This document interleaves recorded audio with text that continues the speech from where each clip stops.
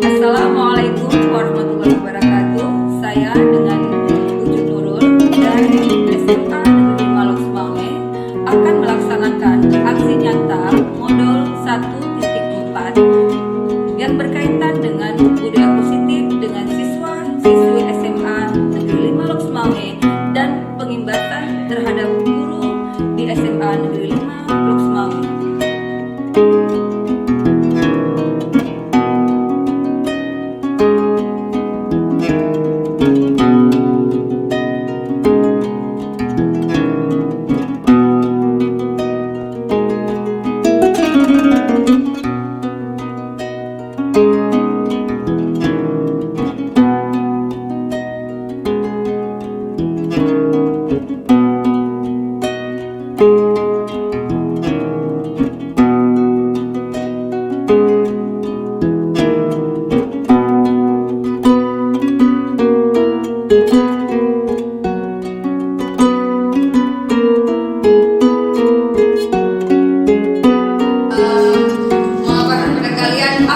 Perbedaan antara peraturan kelas dan keyakinan kelas. Mungkin anak-anak tidak asing dengan istilah peraturan. Jadi apa itu peraturan? Peraturan itu sesuatu yang mengikat. Ada hukuman di situ.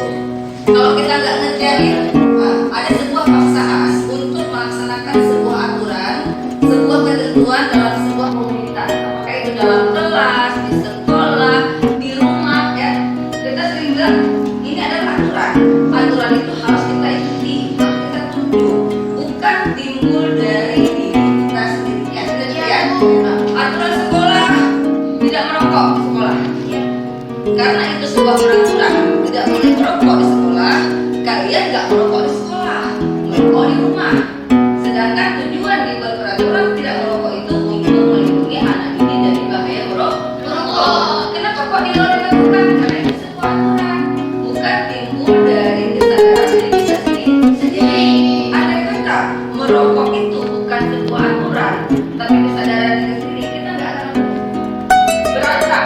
Tidak boleh berantem di sekolah. Tidak boleh kita membuat keributan di sekolah. Kenapa di luar kita ribut? Karena di sekolah ada aturannya, ada sebuah punishment, ada sebuah hukuman. Kalau kita berantem di sekolah dikeluarkan. Kok di rumah siapa yang keluarin? Nggak ada yang keluarin. Kenapa terjadi? Karena itu tidak muncul atas kesadaran sendiri. Dan di sini mau berikan pelajaran apa itu yang sudah keyakinan. Keyakinan sekolah, keyakinan kelas, keyakinan sekolah sesuatu yang diyakini bahwa itu kita lakukan muncul dari dalam diri kita pribadi sendiri, bukan karena paksaan. Contoh misalnya, keyakinan sekolah bahwa kita harus memiliki, misalnya yang pertama, kita datang tepat waktu ke sekolah. Kita ke sekolah tidak terlambat bukan karena takut sama Pak Muhammad. Kita tidak takut nanti kita akan disebalik di lapangan, itu kan peraturan yang tidak terlambat. Tapi bagaimana cara kita menumbuhkan sebuah keyakinan bahwa saya ke sekolah harus datang cepat karena kesadaran diri saya sendiri, bukan karena saya takut dengan guru piket. Tumbuhkan keyakinan saya sholat, kita ada kewajiban untuk saling waktu. Sebagai seorang muslim, kita punya kewajiban, kita wajib sholat itu waktu, karena amalan yang paling perlu dihisab itu sholat. Tapi kenapa di depan orang tua kita sholat? Assalamualaikum warahmatullahi wabarakatuh.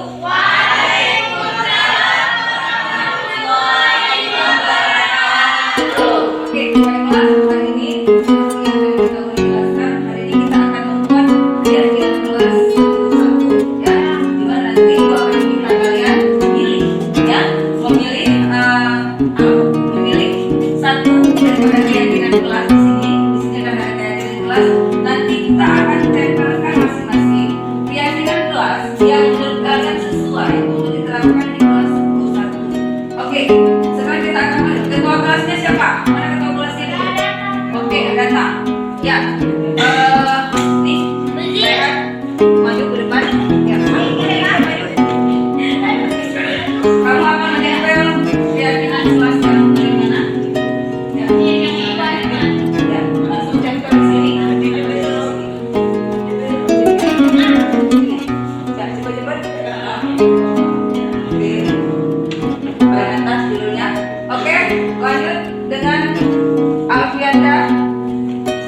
kelas. Alfianda, silakan pilih di sini. Silakan di sini kan? Ya. Pilih di sini, Alfianda. Kamu boleh pilih mana yang menurut kamu kita terapkan di kelas kita. Apa? Pendulu dan empati. Oke, silakan kamu pilih. Ya. Apa alasan Alfianda pilih pendulu dan empati? Ya. Kenapa kamu pilih empati itu penting? Kamu ingin mengambil diri sendiri.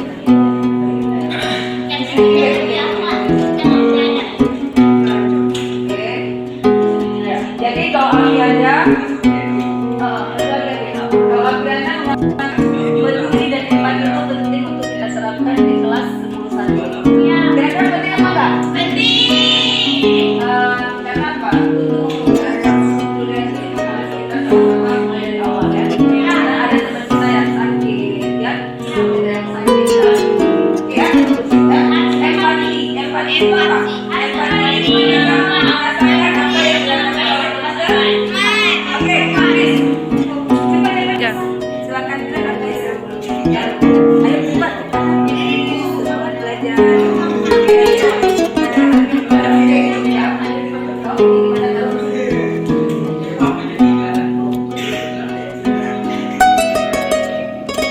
Ya, Tina, please.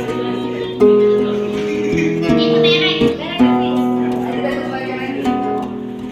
Ya, terus olah. Ya, benar. Olah. Olah panggilnya. Nanti sebentar. Bentar Hafiz. Apa alasan kamu menjaga etika kebijakan sikap? Hah?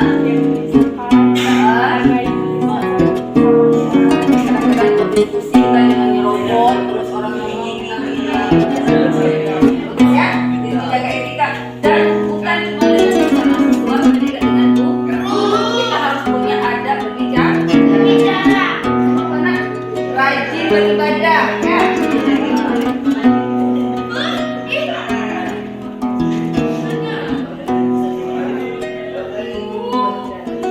Rajin beribadah ya. Alasannya apa Lola?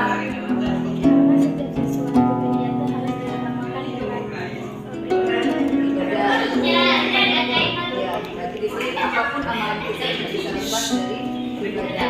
Merasa kita mulai sekolah kita berteman, kita mulai berteman juga itu apapun baiklah. Terus siapa lagi? Leticia ya.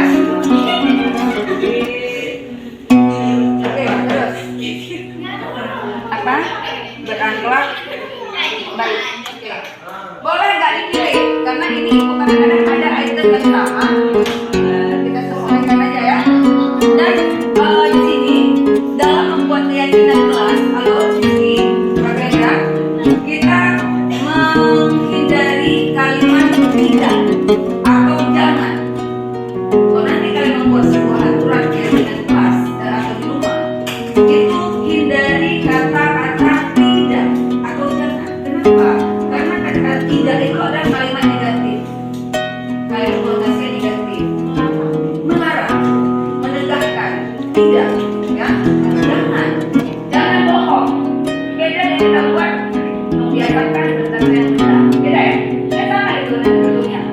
Antara kata-kata jangan berbohong dengan biasakan jujur, ya, menerapkan sikap jujur itu sama, beda. Ya. Alasannya apa? Berasal dari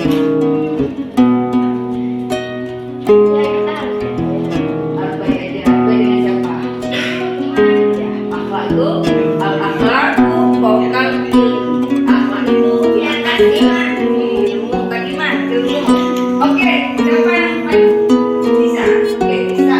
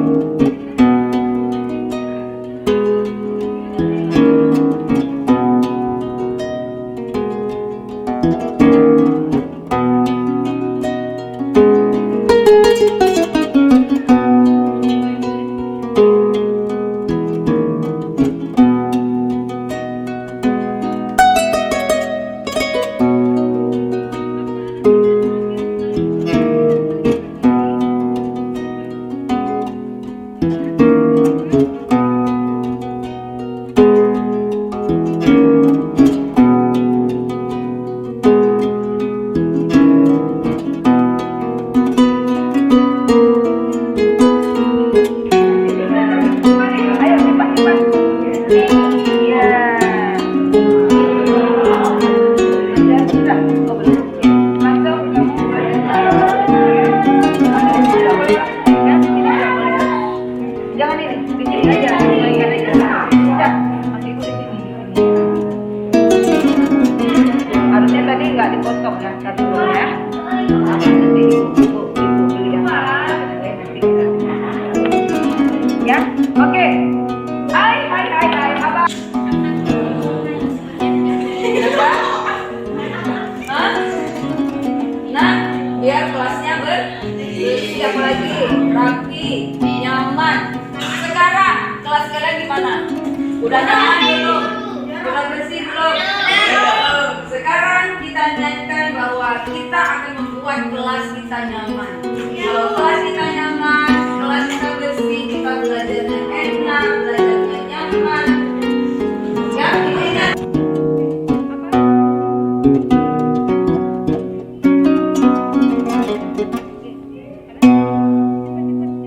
Oke, bertanggung jawab. Ya, apa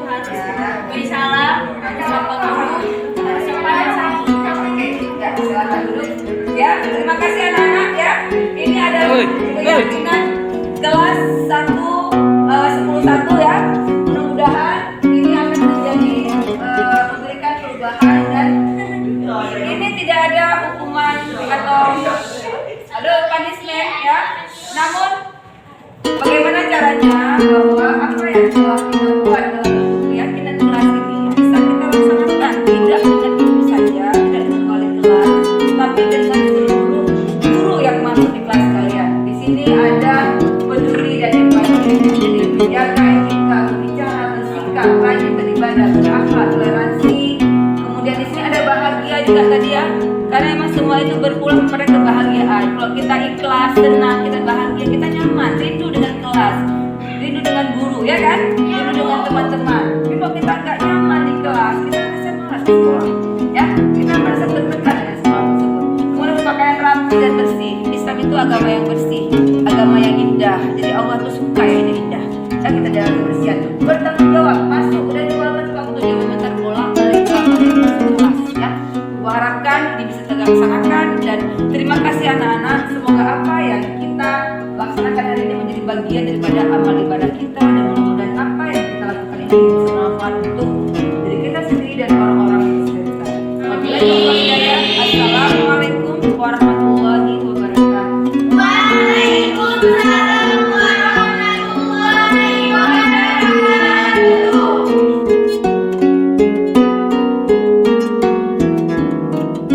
Waktu bawa ibu-ibu ke lab tapi nggak mungkin ada waktu. Baiklah, assalamualaikum warahmatullahi wabarakatuh. Terima kasih atas waktunya. Baiklah, hari ini saya akan mengenal waktu Bapak Ibu 10 menit aja untuk melakukan pembahasan materi modul 1.4 budaya positif. Di mana di sini kami wajib perkenalkan, ini adalah fasilitator kami, Ibu Ermalisni dari Unsri Pekanbaru. Kemudian ada Bapak Ana Miswan, pengajar praktik dari saya sendiri. Baiklah, saya akan mulai dengan apa yang dimaksud dengan budaya positif. Kita ketahui bahwa selama ini kita telah melakukan beberapa hal yang berkaitan dengan budaya positif. Apakah itu budaya positif yang berkaitan dengan aspek-aspek rohani atau budaya positif yang berkaitan dengan pembentukan karakter siswa. Di sini kita berusaha sebaik mungkin bagaimana nantinya anak-anak kita nanti menjadi anak-anak yang memiliki karakter baik. Dan definisi daripada budaya positif itu sendiri adalah perwujudan nilai-nilai atau keyakinan universal yang diterapkan di sekolah, dan budaya positif yang diawali dengan perubahan paradigma tentang teori kontrol yang bertujuan untuk mengontrol perilaku peserta didik. Bapak Ibu yang saya hormati, apa itu restitusi? Di sini kita harus memahami dalam posisi kontrol itu ada namanya restitusi pendidikan. Restitusi itu adalah merupakan suatu proses kolaboratif atau proses kerjasama yang mengajarkan murid untuk mencari solusi atas segala permasalahan dan membantu murid untuk berpikir tentang orang seperti apa yang mereka inginkan dan bagaimana kita memperlakukan orang lain. Kemudian di sini restitusi dengan posisi kontrol, pendidik memiliki tujuan utama yaitu menciptakan anak-anak didik yang mandiri, merdeka, dan bertanggung jawab.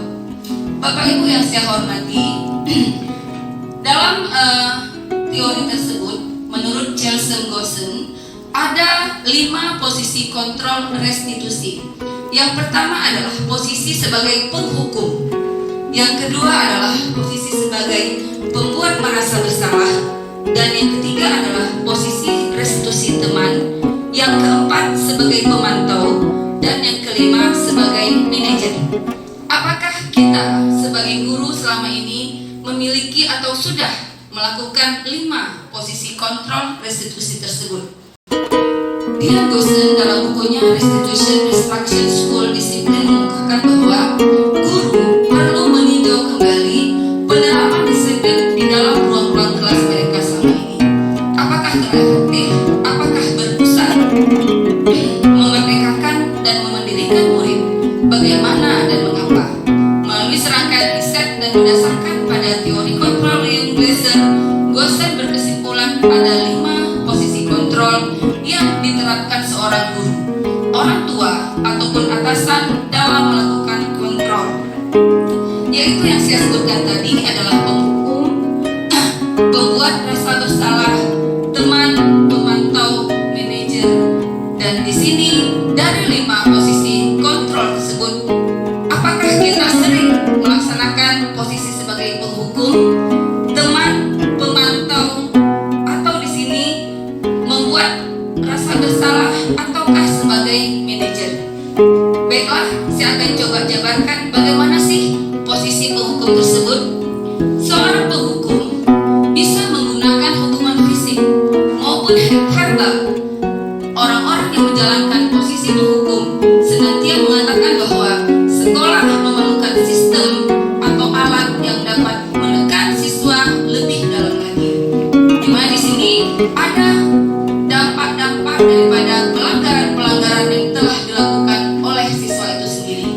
Dan di sini mohon maaf sebelumnya, dan saya sangat kaget sekali pada saat saya diberikan materi ini dan saya disuruh untuk merefleksikan apa yang telah kita lakukan di sekolah.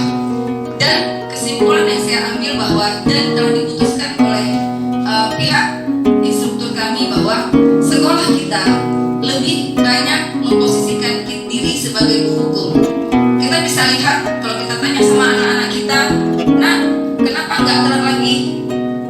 Bu, kita anak-anak izin telat Bu, nanti suruh lari di lapangan. Gitu ya jawaban anak-anak. Memang terus terang efek daripada hukuman yang diberikan kepada anak-anak kita itu sangat terasa. Anak-anak hari ini tidak ada lagi yang terlambat, tidak ada lagi yang masuk jam 8 pagi. Namun di sini ada kata nanti kepala sekolahnya itu berganti. Apakah anak-anak itu akan kembali datang sekolah jam 8.30? Itu yang kita khawatirkan.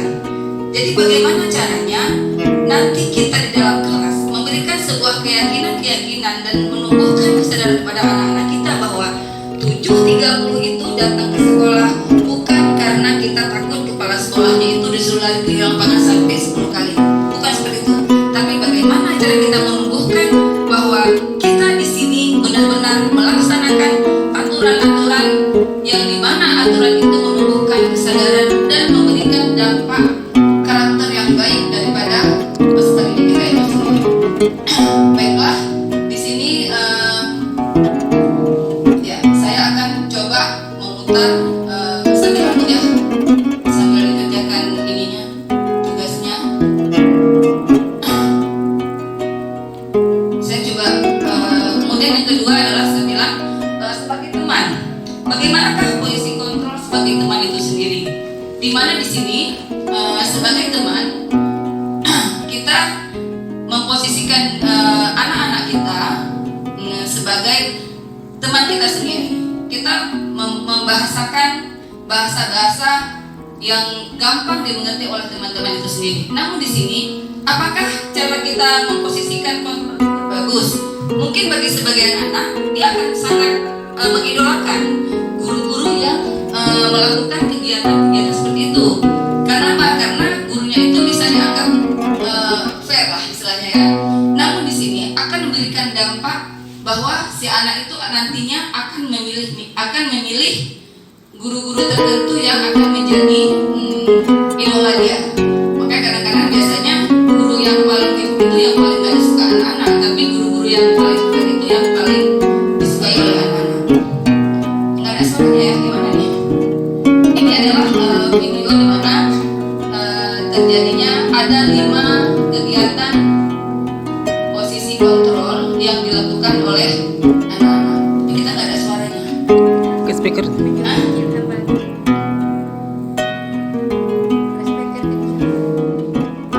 Speaker kita. Nggak ada suaranya ya?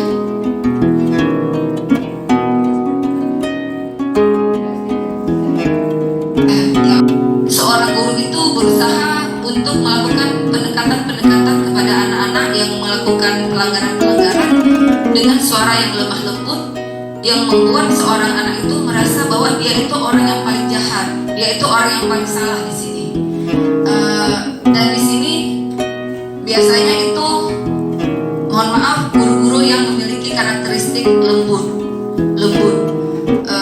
Karena kalau misalnya guru-guru yang memiliki karakteristik keras itu dia tidak akan melakukan yang upaya-upaya bahwa membuat seorang siswa itu akan merasa bersalah, karena anak-anak kita itu pada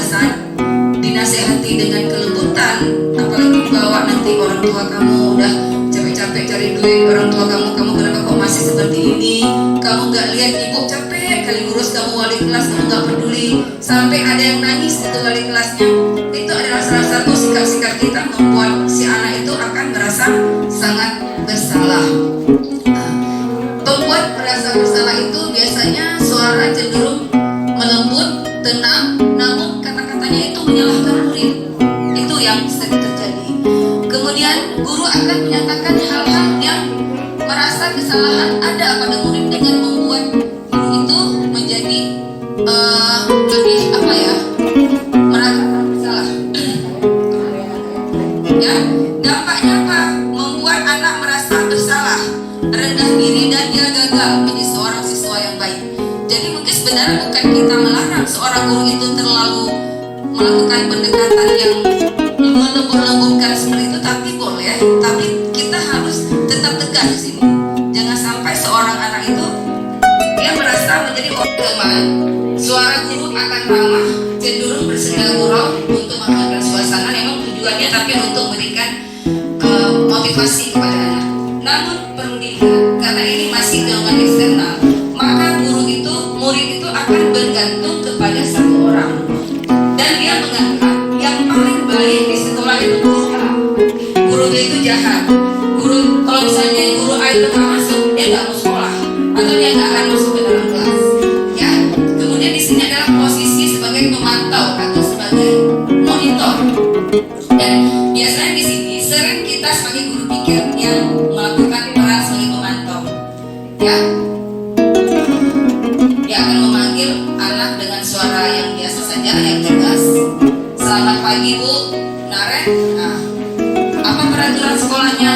Kenapa kamu terlambat masuk? Seperti itu. Kita harus sekolah jam 7. Ya udah, dia akan memberikan bentuk-bentuk peraturan-peraturan dan semua konsekuensinya. Dan dia tidak memberikan hukuman verbal, tidak. Tapi dia memantau dan melaporkan apa yang dia dapatkan di lapangan itu kepada yang berhak untuk memberikan hukuman atau memberikan mempertegas aturan-aturan. Ya, oke. Posisi pemantau mengandalkan perhitungan untuk data mengontrol murid. Seorang pemantau akan bersuara datar, tidak emosional, tidak bersenda gurau ataupun menggunakan suara yang tinggi. Dia baik saja karena dia tidak memiliki posisi sebagai seorang yang membuat merasa bersalah. Murid akan menghitung konsekuensi, dan di sini posisi pemantau ini tidak memberikan dampak yang terlalu berat. Jadi dia nggak terlalu takut sama guru tersebut karena tidak ada efek-efek jera yang diberikan. Dan di sini mungkin yang ingin saya katakan bahwa kita tidak boleh melakukan penghukuman kepada anak secara fisik atau secara verbal. Itu yang harus kita ingat baik-baik. Ya, ada kata pun atasan kita di sini bisa melakukan hal seperti itu. Kita bisa mengingatkan, ya. Kenapa? Karena memang tindakan-tindakan seperti itu yang pertama juga melanggar daripada aturan, kemudian juga tidak sesuai terhadap perkembangan karakter anak-anak kita. Dan yang terakhir adalah posisi kontrol sebagai manajer. Di sini dalam posisi kontrol sebagai manajer, seorang guru dalam hal ini dia tidak langsung menyalahkan seorang anak pada saat seorang anak itu melakukan pelanggaran, namun memberikan solusi yang terbaik. Sebelum kita menghukum seorang anak, sebelum kita memberikan sanksi-sanksi terhadap anak, kita terlebih dahulu menggali informasi, ya, menggali informasi. Apakah si anak itu ada masalah? Mungkin dia bocor ban di jalan, atau mungkin dia dari malam dia kerja, dia di kok anak-anak kita kan banyak tuh yang kadang-kadang angkat-angkat semen kalau malam, atau mungkin dia dari malam itu dia duduk di warung kopi sampai nggak tidur, ya kan? Nah, itu banyak yang terjadi. Nah, kamu setel alarm untuk bangun pagi besok. Jadi di sini anak-anak diberikan kesadaran bagaimana seharusnya dia bertindak, bagaimana menumbuhkan tanggung jawab sebagai seorang murid. Apakah wajar jika seorang murid itu bangun tidur jam 12 malam?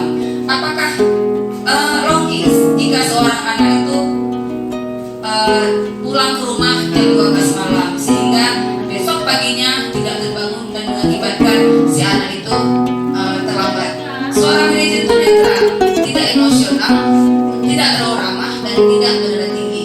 Tercipta identitas positif, guru akan dengan tulus mengajukan pertanyaan dan yang membimbing, dan yang penting adalah di sini ada solusi daripada semua permasalahan yang dialami oleh seorang anak. Mungkin ini yang bisa saya sampaikan. Terima kasih Bapak Ibu. Mungkin kalau ada pertanyaan, kalau ditanyakan, sebenarnya saya akan memberikan beberapa kasus di sini. Namun nanti kita akan mencari waktu. Saya akan berikan kasus. Kita akan menganalisis sejauh mana sih tindakan kita dalam melakukan posisi kontrol terhadap anak kita. Dan yang perlu kita ingat bahwa posisi kontrol ini tidak hanya berlaku untuk satuan pendidikan, namun juga bisa kita laksanakan dalam lingkungan keluarga. Kalau kita jelas balik kembali, bagaimanakah sikap kita terhadap anak-anak kita di rumah? Mungkin kita akan menangis. Kenapa? Apakah selama ini kita dengan anak-anak kita adalah seorang orang tua yang menghukumkah? Seorang tua yang menjadi teman bagi anak kita? Orang tua yang cuma memantau atau mengamati? Atau orang tua yang membuat anak itu merasa sangat bersalah sekali? Ya, mohon maaf, mungkin ini adalah refleksi bagi kita semua. Semoga kita semua menjadi guru, pendidik, serta orang-orang tua yang memiliki kontrol restitusi yang baik untuk anak-anak ini dan tuan kita di rumah. Dan semoga apa yang kita lakukan hari ini menjadi bagian daripada amal ibadah kita. Amin. Wabillahi taufiq wal hidayah. Assalamualaikum warahmatullahi wabarakatuh. Mohon maaf jika ada salah dan silap. Salam.